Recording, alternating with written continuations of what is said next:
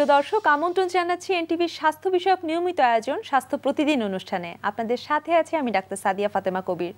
দর্শক, আমরা যে বিষয়টি নিয়ে আলোচনা করব সেটি হচ্ছে শিশুদের রোগ ব্যাধি ও তার প্রতিকার। এ বিষয়ে আলোচনা করার জন্য আমাদের মাঝে উপস্থিত আছেন এ বিষয়েরই একজন বিশেষজ্ঞ চিকিৎসক। চলুন পরিচিত হই আমাদের আজকের অতিথির সাথে। ডাক্তার নাসিম জাহান জেসি 1970 সালের অক্টোবরে ব্রাহ্মণবাড়িয়া জেলায় জন্মগ্রহণ করেন। তিনি 1996 সালে Sylhet MAG Osmani medical college থেকে এমবিবিএস ডিগ্রি লাভ করেন। বর্তমানে তিনি আজগর আলী হাসপাতালে নবজাতক ও শিশু বিভাগের কনসালটেন্ট হিসেবে কর্মরত আছেন। ম্যাডাম, আমন্ত্রণ জানাচ্ছি আপনাকে আমাদের অনুষ্ঠানে।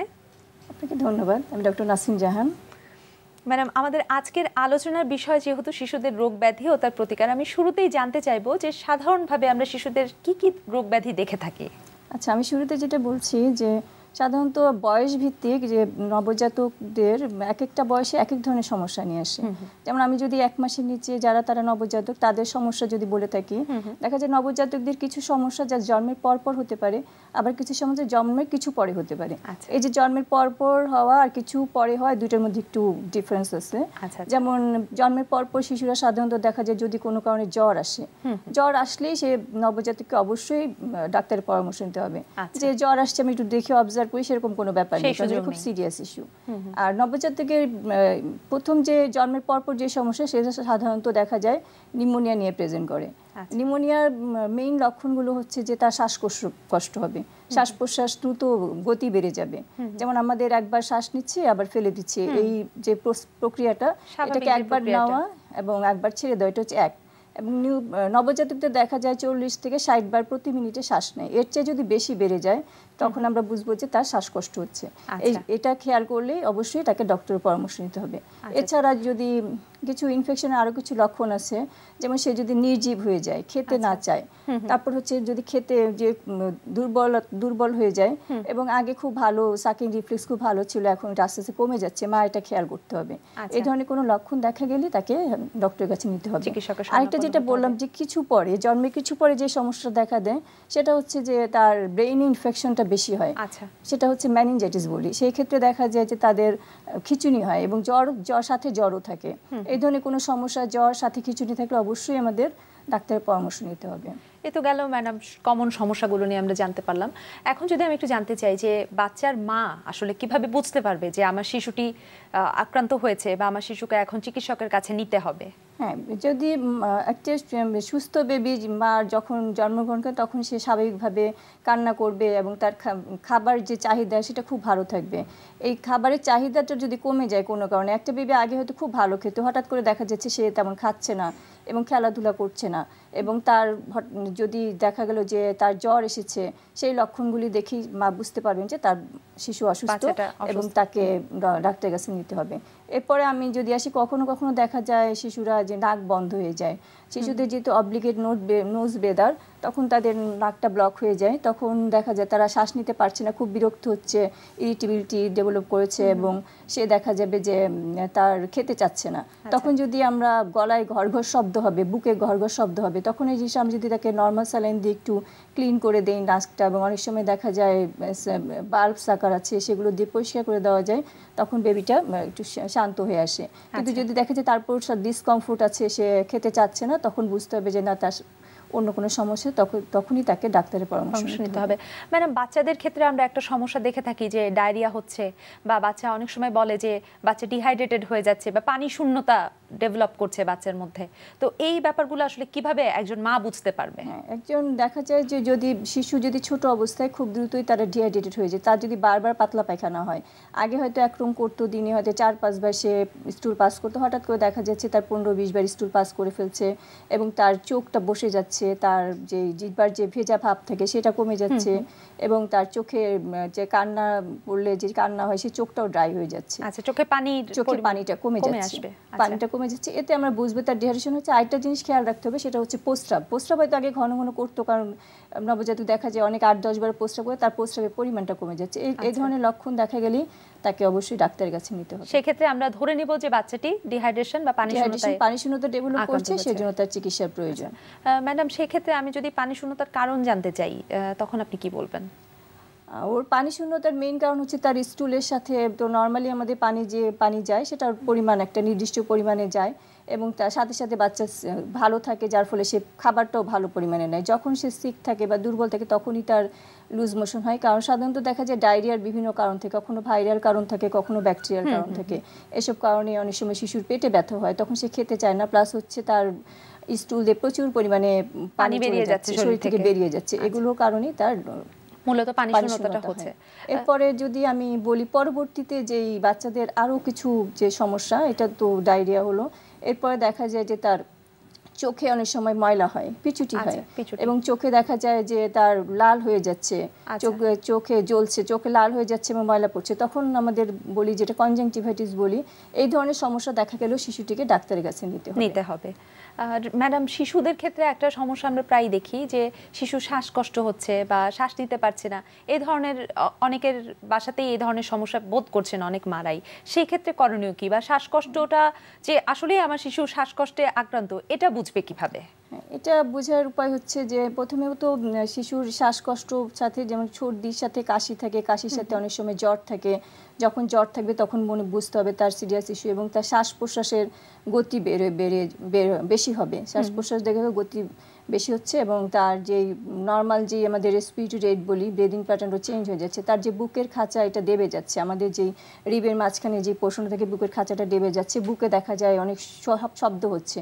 এই জিনিসগুলি দেখলে মা বুঝবে যে তার বাচ্চার শ্বাসকষ্ট হচ্ছে। এবং এগুলোর কারণ, আমাদের শ্বাসকষ্টের বিভিন্ন কারণ থেকে, তার মধ্যে একটা কারণ হচ্ছে যে এমনি সিম্পল যেই সর্দি হয়, কাশি হয়, একটু গলা ব্যথা থাকতে পারে। একটু যদি পেডিয়াট্রিক্স এজ গ্রুপে কথা বলি, তাদের এরকম সমস্যা হয়।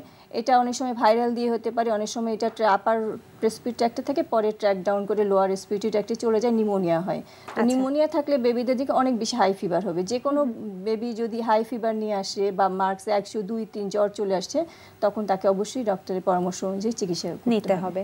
ম্যাডাম, আপনি তো কমন সমস্যাগুলো বললেন, সাধারণভাবে যে সমস্যাগুলো দেখা যাচ্ছে, যে জ্বর বা সর্দি, শ্বাসকষ্ট, ডিহাইড্রেশন, চোখে পিচুটি হওয়া, এই ব্যাপারগুলো থেকে প্রতিকারের উপায় কি? আচ্ছা, আমাদের যেটা বুঝতে হবে যে যেমন একটা ছোট বেবি যখন মায়ের পেটে একটা প্রোটেক্টেড এনভায়রনমেন্টে থাকে, যখন সে আসে তখন তার মায়ের পেটে গরম একটা এনভায়রনমেন্ট ছিল, সে বের হয়ে আসছে, তখন তাকে ঠান্ডা থেকে আমাদের রক্ষা করতে হবে।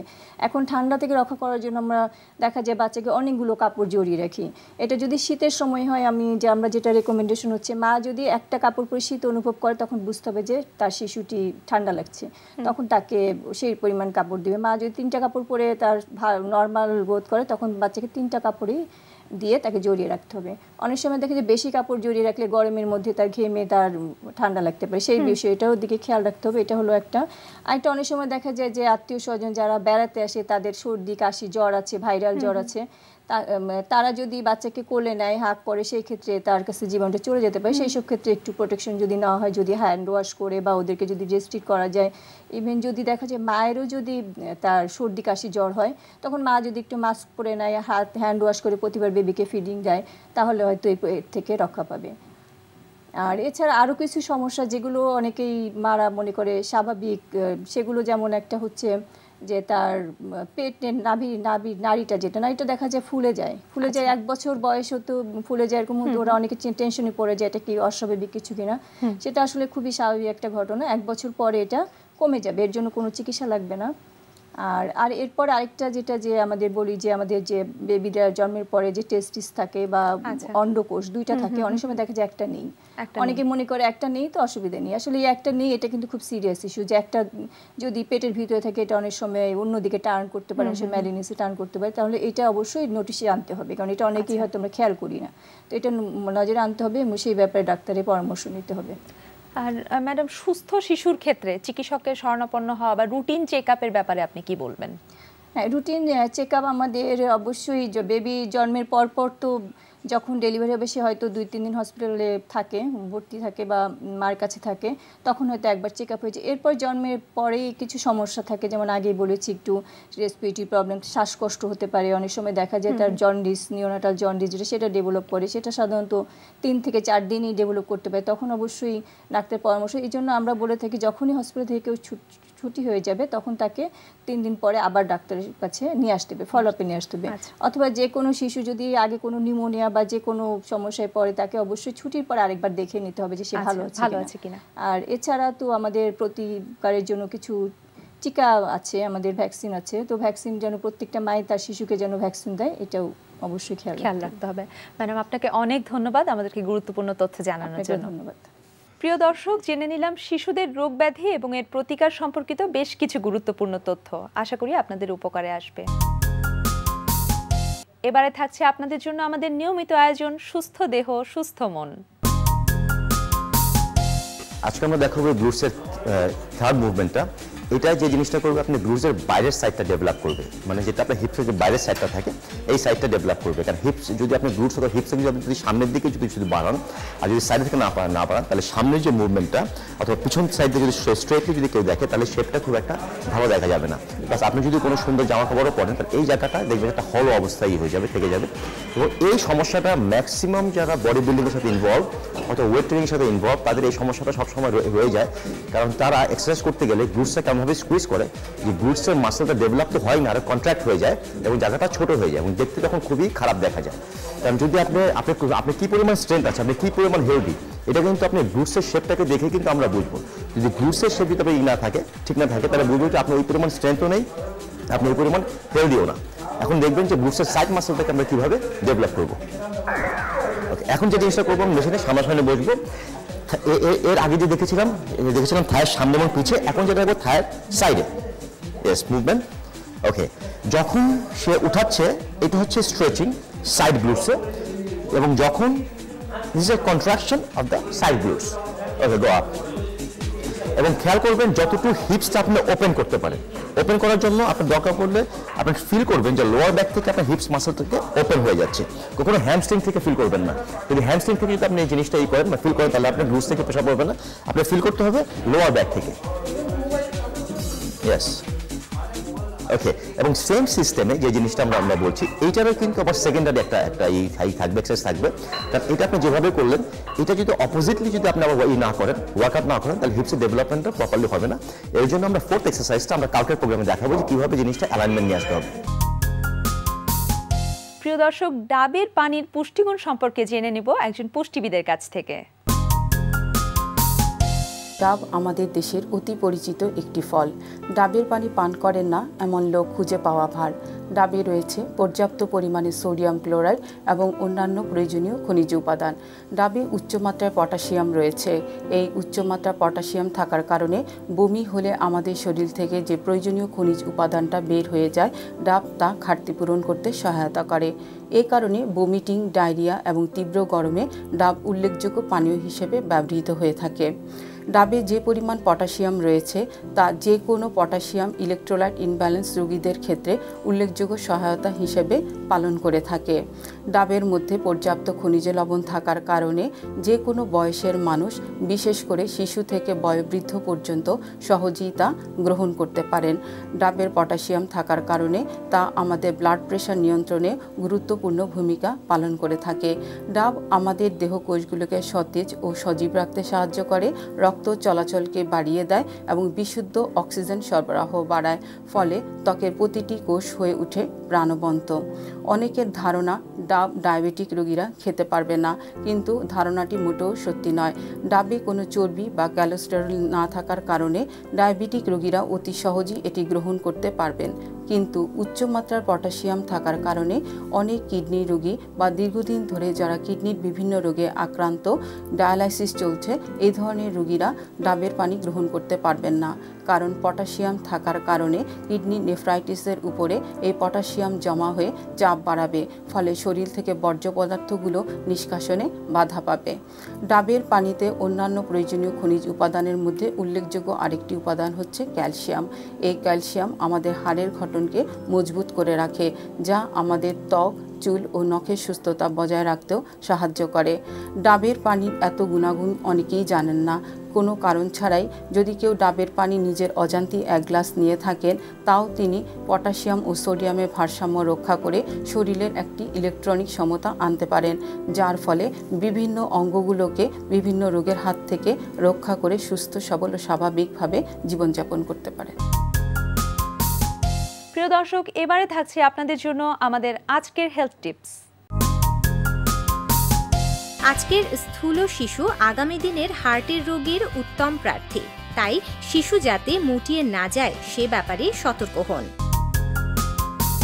প্রিয় দর্শক, আমাদের অনুষ্ঠান সম্পর্কে আপনার যে কোনো মতামত বা পরামর্শ লিখে পাঠাতে পারেন এই ঠিকানায়। প্রযোজক স্বাস্থ্য প্রতিদিন, এনটিভি, বিএসসি ভবন, 7 তলা, 102 কাজী নজরুল ইসলাম এভিনিউ, কারণ বাজার, ঢাকা 1215। ফ্যাক্স 914338 থেকে 7 পর্যন্ত, অথবা ইমেইল করুন স্বাস্থ্যপ্রতিদিন@ntvbd.com এই ঠিকানায়। প্রিয় দর্শক, আগামী পর্বে আপনাদের জন্য যা থাকছে। প্রথমে যদি বলি, একটা শিশু জন্ম নিতে পারে, চোখ দিয়ে পানি পড়ে, চোখে পিচুটি জমে, আবার কোনো কোনো শিশু দেখতেই পায় না। ইদানিং আরও একটা রোগ, যেটা জন্মের যদি তার ওয়েট কম থাকে তাহলে রেটিনোপ্যাথি অফ প্রিম্যাচুরিটি একটা রোগ হয়, যেটা নিউনেটাল যারা তাদেরকে স্ক্রিনিংয়ের মাধ্যমে লেজার করে তাদের দৃষ্টি ফেরানো যায়, যেটা অতীতে তারা সারা জীবন অন্ধই থাকত।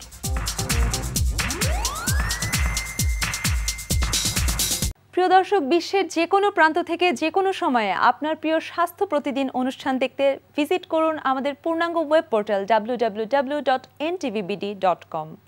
দর্শক, আজ এ পর্যন্তই। সবাই ভালো থাকুন, সুস্থ থাকুন, এনটিভির সাথেই থাকুন।